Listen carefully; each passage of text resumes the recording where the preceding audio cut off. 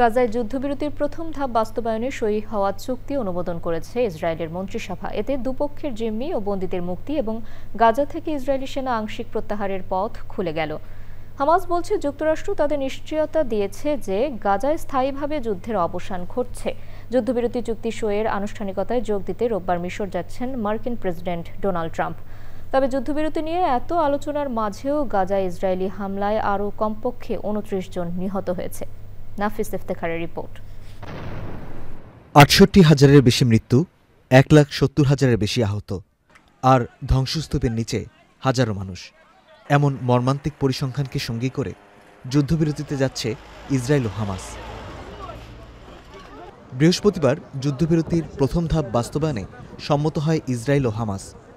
আসে মার্কিন president Donald ট্রাম্পের ঘোষণা। ট্রাম্প ও নেতানিয়াহুর মধ্যে হয় ফোন আলাপ।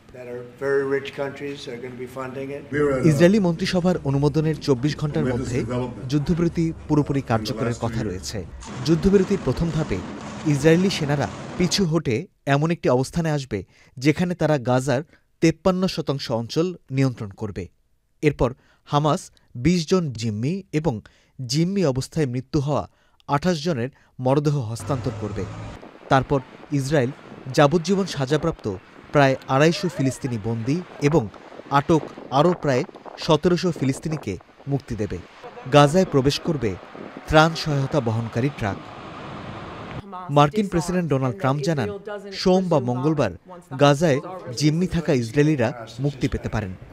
হামাসের আলোচক দলের প্রধান খলিল আল হায়া জানিয়েছেন, যুক্তরাষ্ট্রের কাছ থেকে স্থায়ীভাবে যুদ্ধ বন্ধের প্রতিশ্রুতি পেয়েছেন তারা। যুদ্ধবিরতি প্রক্রিয়ায় সহায়তা করতে ইসরায়েলে ২০০ সেনা মোতায়েন করছে যুক্তরাষ্ট্র। তবে তারা গাজায় প্রবেশ করবে না। গাজায় যুদ্ধবিরতির প্রক্রিয়া পর্যবেক্ষণে রাখার কথা জানিয়েছে ইয়েমেনের হুতি বিদ্রোহীরা। নাফিস ইফতেখার, চ্যানেল আই।